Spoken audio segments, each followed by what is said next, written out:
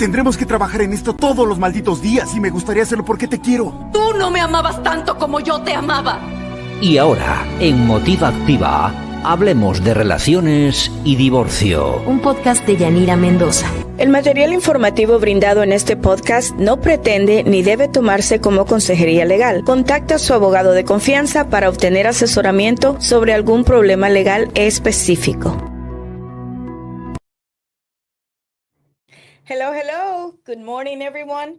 This is Yanira Mendoza, and we are at Hablemos de Relaciones y Divorcio, but today is going to be Let's Talk About Relationships and Divorce. And our guest today is attorney Julio Joglar. He's a local attorney. He's been a professional for almost 30 years, right? You've been practicing law in Houston. That's right. Yes. And he was my former boss for almost 2 decades. So he's my mentor, my example, and a good friend. And thank you for being here today. We need to talk about divorces because a lot of people, they go through the process without not knowing what they're going to face in the middle of the situation. So today I have some questions for you. But first of all, thank you for coming in today. You're very welcome. Good morning to everybody. Thank you for coming. Julio, what is the most hard situation when people are going through divorce? What is the hardest thing they have to do when they go see you? Well, I guess from a general perspective, I think the biggest issue when people go through a divorce is emotions, the lack of control of their emotions. Okay.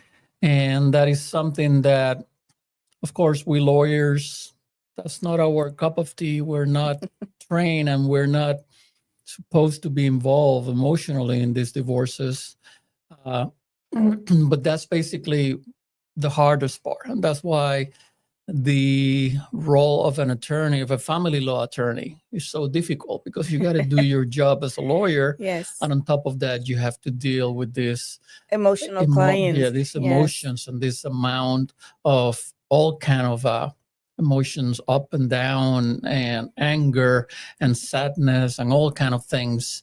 And good lawyers, good family lawyers learn to stay away from those emotions because they need to be practical and they need to focus on the case without getting involved emotionally into it. Once you do that, you lose your partiality and that can create problems for your client. So when people think that you are not empathic to their pain, that's not true. You're just doing your job as being logical and practical. Yeah, we hear that once in a while, somebody complaining, well, you need to be more empathic. But we are empathic. Yes. And part of the job, what I suggest lawyers to do is just communicate with your client, explain to them, express to them that you're empathic and that you feel their pain and that you understand what they're going through, but that you must not get involved into their emotional war. Right. Because if you do that, then you cease to, or it's hard for you to do what you're supposed to do. And sometimes when I explain that to my clients, they understand, and they understand that, hey, I just can't do it. If I do that for you, then you're going to have me as an emotional ally, but you're going to lose me as a lawyer.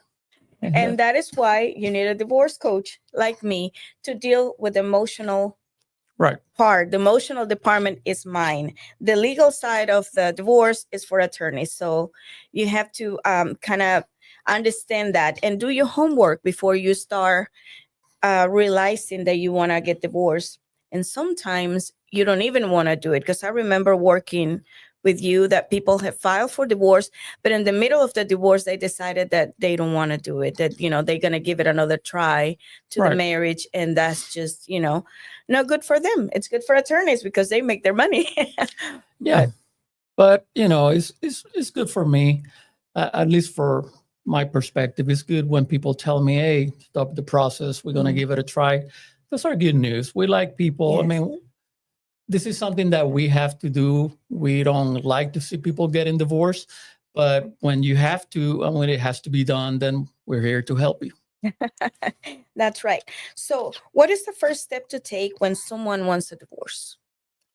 Somebody wants a divorce, the very first step is to talk to a lawyer and just let the lawyer know that you are looking into getting a divorce, and try to get a little bit of information as to what you should be doing before you file for divorce.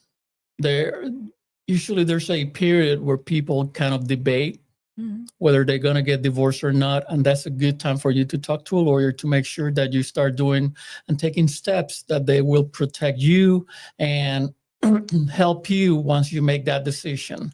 Like, for example, how to save certain documents, how to make sure that you have certain information that you might need later on protected, how to avoid purchasing new real estate, new properties, or getting into a certain amount of debt right before you file for divorce. So it's always a good idea to talk to a lawyer and to ask him, hey, what should I do and what should I not do before I file for divorce?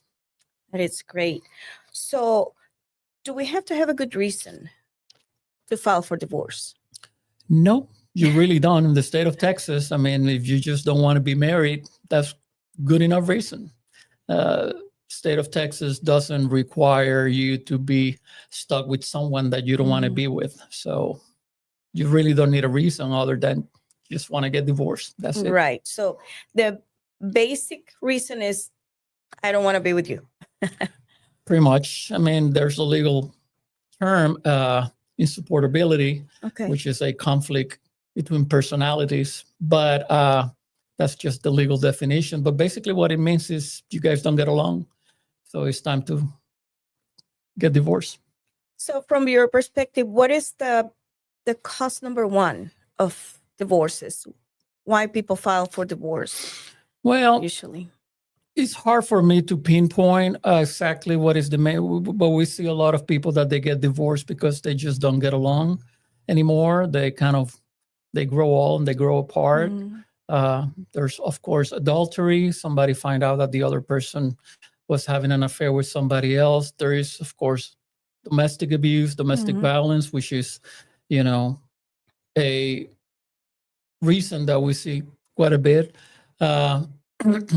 But the main reason people get divorced is just because they just don't get along anymore.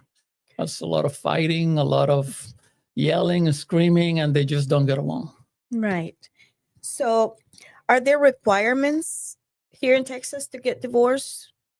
There's a couple of requirements, yes, absolutely. But the most important requirement to get divorced here in Texas is you need to be a resident in the state of Texas. You have to be you have to reside in Texas at least 6 months prior to the filing of the divorce. And you also have to reside at least 90 days in the county where you filed that divorce. That's the main jurisdictional requirement to file divorce here in Texas. Okay. So somebody cannot come from another country and just get divorced and then leave. No. Not unless you have been here for 6 months and 3 months in the county that you file. How about an immigration status? People have to have has to be a citizen or resident? No, not really. No. I mean, as long as you have been a resident of the state of Texas for the required amount of time and a resident of that county for the required amount of time, you're good to go, whether you're a resident, whether you are undocumented, whether you're documented, whether you're a citizen, doesn't matter. Perfect. So can you explain the divorce process? Walk us through the process. Well, once you file for divorce, we basically take care of the process and we file the petition for divorce. Then the next step is to make sure that the other person is aware, is notified that you have filed a petition for divorce. And we do that by serve that person with process. Sometimes the person acknowledged that by signing a waiver of citation, that they waive citation or service of process. But you require that person is entitled to due process, and you have to make sure that person is aware that the divorce was filed. Once that happens, this person decides to hire an attorney, or they need to file an answer, and they have a certain amount of time to do that. And then after that, then we start the negotiation process, and we start doing discovery. Some cases require discovery, some cases discovery is not needed. But the importance of discovery in some cases is to find out what the assets are, what the value of the assets is. And then once you do that, then you start putting your case together, and we, the lawyers, do that. We prepare inventories of all the assets that need to be divided. We require financial information so we can calculate child support and other things. And then most courts in the state of Texas now, they require you to go to mediation. So then we go to mediation and we try to work things out, the best we can. If we reach an agreement in mediation, then we prepare a final order and your case is done. If we don't reach an agreement in mediation, then we start getting ready to go to trial. We prepare all the exhibits and everything you need to go to trial. And then eventually we have a trial. But that's basically in a nutshell how the process works. Okay. So what if the person that responds to the divorce doesn't want to get divorced? What happens? Well, I have bad news for that person, because in the state of Texas, you don't want to be married to someone, you're going to get your divorce. I mean, that's just a fact. So we see that once in a while, someone doesn't want to get divorced and they try to put, blogs, and they try to create all kind of issues to avoid what's going to happen anyway. But Exactly. My advice to people is, look, don't do that. If your spouse don't want to be married to you, it's going to happen sooner or later. So the more roadblocks and the more obstacles you place in front of the case, the more money you're going to end up spending. And in the end, you're going to get divorced, or she's going to get divorced. It's going to happen regardless. So for those people that think that if they don't agree, the divorce won't happen, that is not true. It's not true in Texas. Okay. What can delay a divorce process? One of the things that delay divorce process the most is the court. Okay. I mean, every court has their own criteria, their own rules, their own way of process cases. And sometimes some courts they move fast. Some courts, they move very slow. Okay. And a lot of people have problems with that. They call us and they say, I had a friend of mine who got divorced in 6 months. Why mine is taking a year? Well, yours taking a year because we went to mediation and you guys weren't able to reach an agreement, and we have to have a trial. And we're waiting for that day from the court. The court is going to let us know when is your trial date. We just can't show up and tell the judge, hey, try my case today. They have thousands of cases and we have to wait our turn. And unfortunately, some courts can get you a trial date in 8 months, and some courts take a year and a half before you get that trial date. So that is the main delay in cases, is just basically the trial court.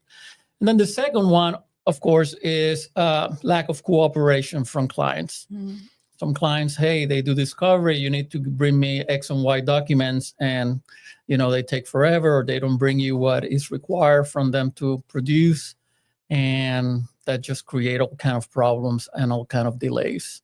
So those are what I see as the main two causes of delays. Right. And also I remember working for you that some of our clients, they wanted to try one more time to get together with the husband, and then a baby will come. And that will put a stop to the divorce process. Yeah. Sometimes that happens. And sometimes if one of the spouses, somebody's pregnant, then we have to wait until the baby is born before we can finalize the divorce. Why is that?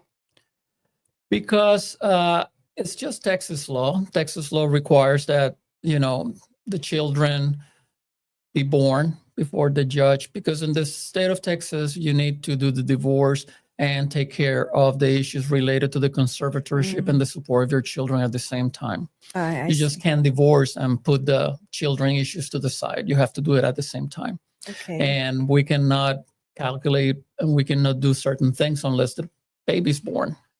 So Yeah. So should a person be concerned when the respondent doesn't want to sign the divorce and say, I'm going to send you the police guy to your work and stuff like that? You know how they... No. Okay, so tell us how that process works. That sending an officer to serve you the papers, they shouldn't be afraid. That's part of the process of the divorce. Yeah, they shouldn't be afraid. Usually we don't use at my office, we don't use police officers. We use a private process server. Yes. Use somebody who's just going to go and give you the paperwork. But yeah, some attorneys, and that's okay. Some attorneys, they use constables and police officers, and their job is not to arrest you or harass you or do anything like that. It's just simply to deliver to you the paperwork, to let you know that you have been sued for divorce. That's it. It's just part of the process, and there's nothing to be afraid or concerned. Yes, I have had a lot of people that, they say, he's going to send me the police at work. I'm like, no, he's probably going to serve you. They're going to serve you the papers. And then another thing that I hear a lot is that they want me to sign those papers that the processor is bringing. Is that correct? Yeah, some process servers, they ask you to sign kind of a receipt that you have been served, but most of them, they don't. Okay. And the law doesn't require it. So if you have concerns and you don't know what you're signing, my advice to you is don't sign anything, just accept service. Have a good day, sir. And that's it. That's it. Yes. So that way they don't feel like they probably signed something that they shouldn't have. That's right. That's right. That's a good way to put it. So what happens after someone gets served? What's the process after that? After you are served, you have a very narrow window to respond to that lawsuit. So my advice is go and see a lawyer immediately. Don't put the papers on the kitchen table. Yeah. Forget about him. Well, I talk to a lawyer next month. Don't do that. Go and make an appointment that day, because, you have a very narrow window where if you don't answer to that lawsuit, the other side can get a judgment against you, what we call a default judgment, because you failed to answer on time. Okay. So it's very important that you see a lawyer right away. That's interesting. So a lot of people don't even read the papers. So the first page tells you how many days you have to answer. Right. In the citation, they tell you usually, basically in the state of Texas, you have to respond, on before 9:00 on the Monday following the expiration of 20 days for the first Monday after 20 days. So you have about, if you kind of add the days, you probably, the best is about 27 days. The worst is about 21 days. So it's not a lot. It's not a long time. Count on those days? They do? Okay. They do. So got to pay attention. So you only have certain days to they do. answer. So yeah, you need to see a lawyer right away. Okay, good.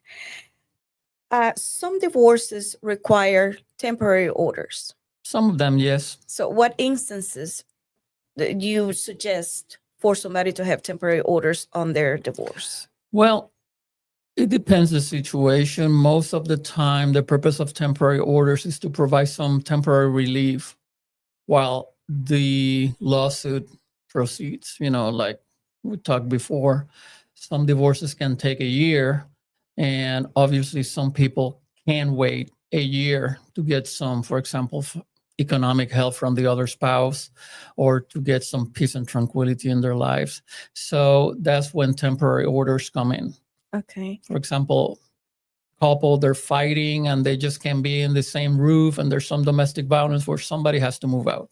Okay. So we ask the court for temporary orders to get somebody to move out, to pay child support, to pay certain bills. For example, when a spouse is unemployed and can't afford to pay the house bills, well, then we ask for some temporary spousal maintenance for the other spouse to pay the bills while the divorce is,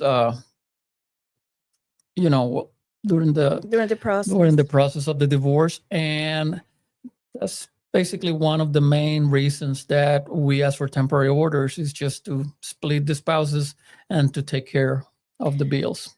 Those temporary orders also contain restraining orders, right? Yeah, the temporary orders usually have what we call temporary restraining order. And the temporary restraining order are basically some injunctions that prohibit the parties to do certain things or during the process of the divorce. But what things, like, give me an example of those things. Like, for example, both parties are enjoined from selling property. Okay. We don't want you to go and during the process of the divorce to go and Go start crazy selling selling stuff. everything. Yeah, we don't want you to do that. The other is, for example, injunctions against harassing the other party or calling them and making threats and stuff like that. We want to preserve the peace and make sure that everybody's calm and everybody's well behaved while we, the lawyers, do the job that we do. There's also temporary injunctions for the children. We want to make sure that you don't grab the kids and then suddenly disappear to Alaska. And then, there's certain things, rules, so the parties can behave during the process of the divorce. So. Okay. So a lot of people confuse the restraining order with a protective order. Right. So can you tell us the difference between a restraining order and a protective order? Sure. So in the state of Texas, we have restraining order and protective order. In some other states, they have a restraining order, which is the same as what we call a protective order, and that creates a lot of confusion. A lot of people tell me, well, I just got served with a restraining order. I don't know why. I haven't done anything wrong. Well, a restraining order is a tool that the court uses. It's not because you did something wrong. It's just basically a restraining order is something that is used and applies to both parties to prevent certain behavior and to maintain the peace and tranquility during the process of the divorce. A protective order is a whole different thing. A protective order is an order when the court finds that there has been some domestic violence or when one spouse is in danger, they issue a protective order. And that basically what it means is that the person is not allowed to come close to you, or it's a whole different thing, and it's meant to protect one of the spouses from future domestic violence. And violation of that protective order is a criminal offense versus a restraining order is not really a criminal offense. It's more a violation of a court order, and then you can be punished by the judges, by the court, for violating those temporary injunctions. But a protective order is meant to provide some protection, but that's what it's called, protective against domestic violence and to keep you away from violent people. Right. Okay. So you also mentioned on the process of divorce, mediation. What is mediation? Mediation is a process where you have a neutral person and that person helps you to negotiate solutions to the issues that you have pending in front of the court. It is required by the court, but you're not required to reach an agreement. The mediator is not a judge. He's not going to go and tell you, hey, you have to do this, you have to do that. He's just simply there to try to help you guys to negotiate some sort of agreement so you don't have to spend more money on attorneys and you don't have to go in front of the judge. So that's basically what mediation is. It's just an attempt to work things out in a mutually beneficial way. Because remember, when you go in front of the judge, the judge is going to tell you what you're going to do. It is what it is. It is what it is, whether you like it or not. And it's very common, people going in front of the judge and both sides coming out of court upset because they didn't get what they wanted to. So the system wants you to take charge of your own life, to take charge of your marriage, and to try to work things out like two adults. And most of the time, people are able to work things out through mediation. Sometimes they can, and that's what the judge is there for. Yes. And sometimes it's even better to reach an agreement at mediation because you can get anything you want if the other party is in agreement, right? Most of the time, it's better to reach things to work out an agreement through mediation. Yeah. Statistics have shown through the years that agreements reached through mediation, people end up more satisfied that orders received or judgment received from the court. They also tend to last longer, and in the end, they tend to serve better the parties. So at a mediation, if one of the parties tells you, okay, you keep the house, so somebody gets like probably an 80% of, whatever it's assumed to be 50-50. The judge doesn't have any saying on that if you decide to give the house to your spouse? Yeah, in the state of Texas, mediated settlement agreements are respected by the system. So when parties reach an agreement in mediation, and typically judges, they step aside and they basically tell you that's what you want to do. I'll respect your agreement, and you're entitled to a final judgment on that mediated settlement agreement, especially when it comes to property division. So basically, mediation, it's better than going to trial. Well, in some instances, of course. I think so. I think that mediation is always good. Yeah, it's always a better choice. Of course, sometimes you need two to tango, and if the other side doesn't want to reach an agreement, you have to go in front of the judge. But it's ideal if people can go to mediation and they can resolve all the issues through mediation. Good. So can a man win custody of his children? Absolutely. Absolutely happens all the time. Okay. So because there's a myth that, men cannot get custody of the kids and stuff like that, but they can, obviously. Absolutely. It's a myth. Like you say, it's a big myth. Yes. Yeah. So can a spouse receive economic support during the divorce process? Yeah. Absolutely. How does that work? Well, that's where temporary orders come in, and that's what you require from the court. You ask the court for temporary orders, and you request from the judge for some temporary support. And basically, one of the duties and responsibilities of the judge during a divorce is to protect the marital assets.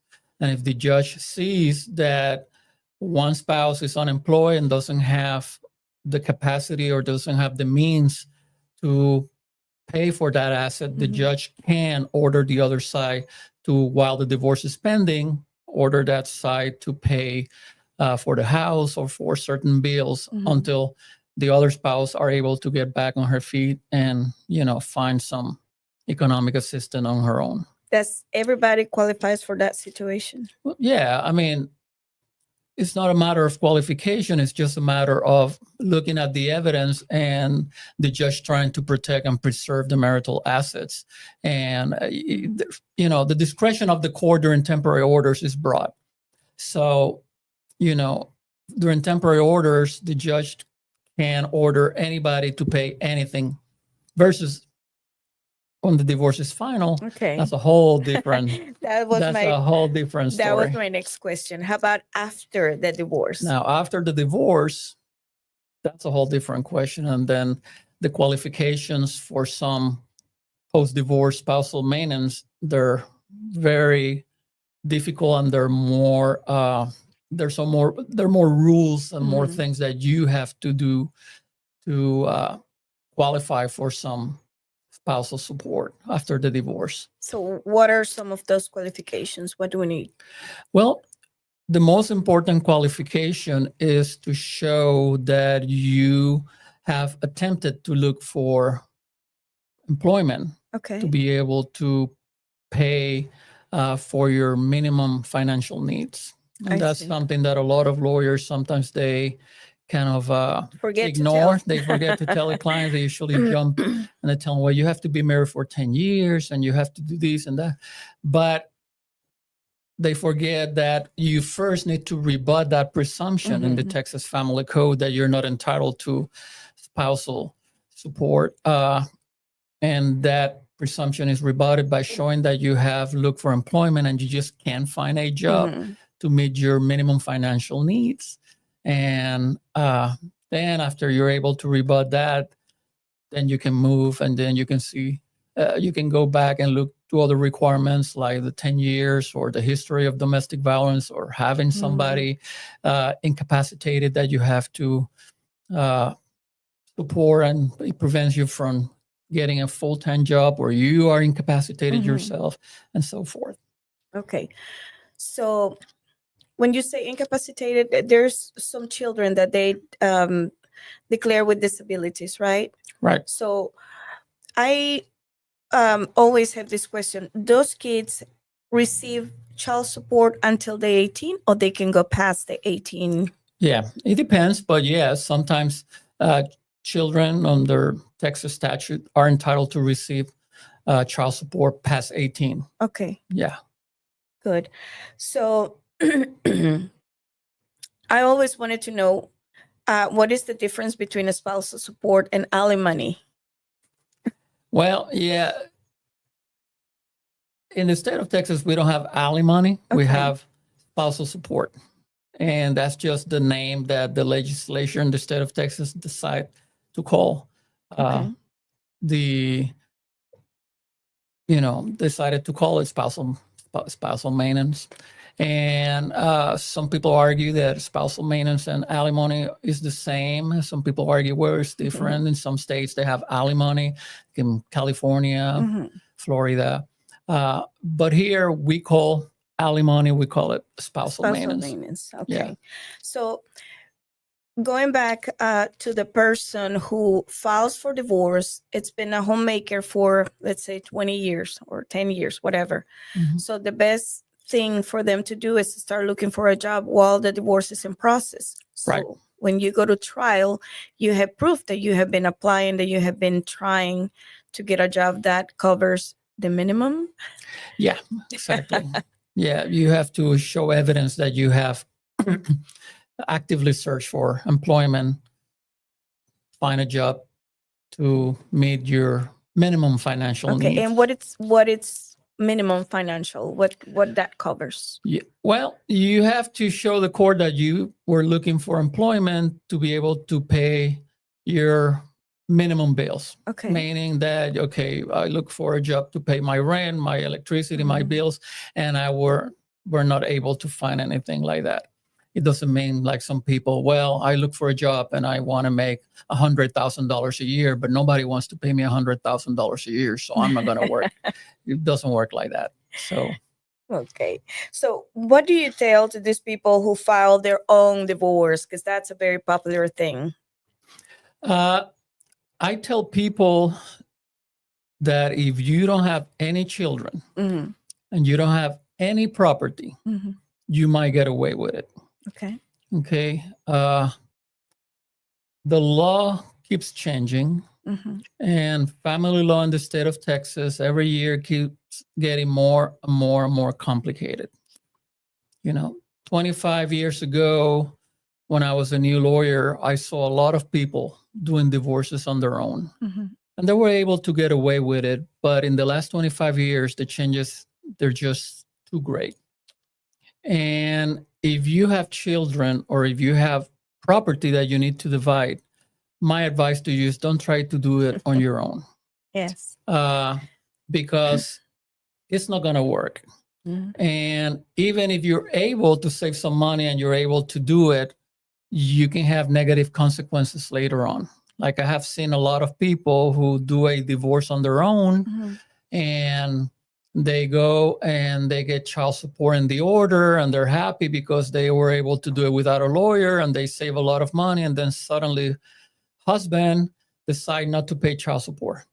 And then they go to court and they try to enforce the child support, but because they did the divorce decree on their own, they used the wrong language. They didn't add it was required to make the order enforceable, and they cannot enforce the order. I've seen that happening, and I seen later down the road, I see a lot of mistakes in the preparation of the final decree of divorce, and the money that you save originally, eventually you end up paying twice as much to fix the mistakes, situation. To fix the errors.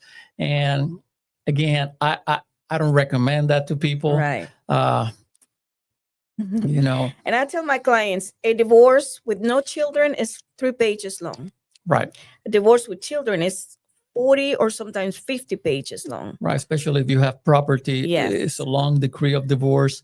And you have to know what you're doing. And the judge will sign it. And, but it's on you later on down the road.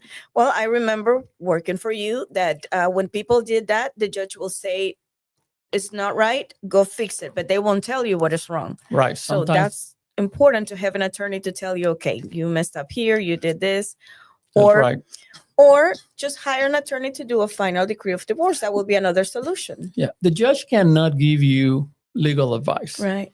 So if the judge looks at the final decree of divorce, and in the final decree of divorce, there is some information that is missing that is required by the law, the judge is not going to approve the divorce. Okay. But once you put that information there, the judge will approve the divorce. Now, if that information later on is wrong, that's on you. Yes. But, again, the judge cannot give you legal advice and tell you, you know what, I'm going to sign this decree of divorce. But by the way, this order is not enforceable. If later on you want to punish the other side, ask for punishment for not paying you child support, it's not going to happen.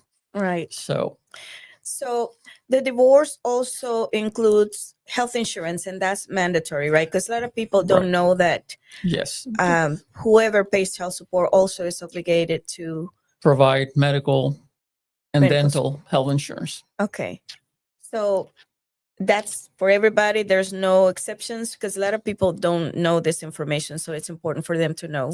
Yeah, judges wants to see, and they require, and the order needs to take care of that issue, especially when they're children. They need to have health insurance and dental insurance for the children, and the judges want to see that in the order. Now, of course, if you go to mediation, you're able to work things out, and maybe the obligor, which is the person who pays child support, is required to provide health insurance, but sometimes the other spouse, the obligee, is able to do it cheaper through her employer, and that's okay. We can work those agreements. Sometimes nobody have money to pay for health Private insurance, so we can put in the order that you need to apply for Medicaid or CHIPS or any of these government programs. But yeah, we have to take care of that during the divorce, and we have to make sure that the order includes language for medical and dental support for the children. Okay, good. So do you offer free consultations? Yeah. In our office, the initial 30-minute consultation is free. Okay. So if you have any questions, feel free to contact us. And I know we have your phone number on the screen, but can you tell us your phone number at the office? Hey, 713-787-0191. Okay. So it seems like we have the wrong number in there, but we'll fix it, and we'll tell us again your phone number at the office.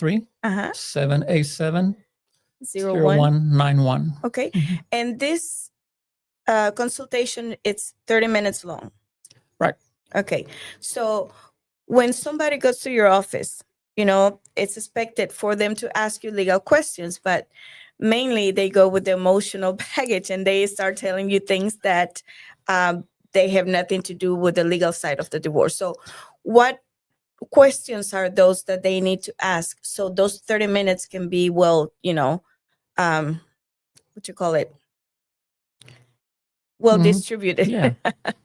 Well, again, we understand the emotional implication of divorces. Mm-hmm. I mean, as a family law lawyer, you wouldn't be in this business for that long of a time if you weren't able to or understand the emotions. So what I try to do is I try to guide people. Okay. And as soon as they start getting into the emotional things of the divorce and to complain and everything, I mean, I want to hear a little bit, obviously, and I want to try to understand what is the cause of the divorce, because I need to hear if there's some domestic violence, if there, but if the person start going into a narrative and everything, then I try to guide the person. Okay, let me ask you something. What kind of property you guys have? How old are your children? Do you guys have agreements after the children issues or not? And I try to guide the people. But mainly when people come to me, just be ready with information about your property. Yeah. What about the financial? The financials, just ask questions about your children, the ages of your children, any child under the age of 18, if there's some disabilities, if there's something that you believe you will require some assistance long-term for this child. And just simply know how much. For example, one question I get all the time is, I ask people, you have a house? Yes. And how much you own the house? I don't know. Yeah. I've heard that many times. Yes. It's good for your lawyer to know how much you owe, because the value of the house minus the debt equals the equity. And the equity is what the judge is going to divide. And later on, we can discover that and find that out. But if you have a question based on that, then it's good to have that information right away. Also, one of the most popular questions is, how much child support am I going to get? Right. And that's another good question, that if you want me to give you an answer right away, then have that information. Tell me how much your husband makes. You know, or if you have check stubs, you know, bring the check stubs. I ask people, so how much you believe your husband makes? I don't know. Okay, well, how much last year taxes, how much he reported? I don't know. I don't know. Yes. Okay. Well, again, we can discover that later on, but you need to understand that I won't be able to give you an answer right away. Right. We're going to have to do discovery and do some work later on. But if you want an answer to your question right away, you need to have that information. Yes. So you need to prepare. You need to do your homework. So let's make sure you have all those financial statements ready to go. Taxes, when you if you have taxes for last year, that helps a lot. That helps a lot. Well, and I think we have gotten to the end of our show. Thank you so much, Mr. Joglar, for coming in today. My pleasure. And tell us where people can find you. They can make an appointment and they go see you for a free 30-minute consultation. Yeah, just give us a call. Give us a call and we will schedule you for a consultation, and we can do it in person, or we can do it via FaceTime or Zoom. Nice. Okay. If you don't want to drive all the way down, and we'll talk to you. Okay, remember the number is 713-787-0191. And if you need a good and excellent divorce coach, well, I'm here for you. My number is 713-884-0718. And we'll see you next Tuesday in Hablemos de Relaciones y Divorcio. Thank you, Mr. Joglar, and hopefully you'll be here again with another set of information. Very welcome. Thank you so much, everyone. See you next Tuesday. Hablemos de Relaciones y Divorcio. Esto no se trata de mantener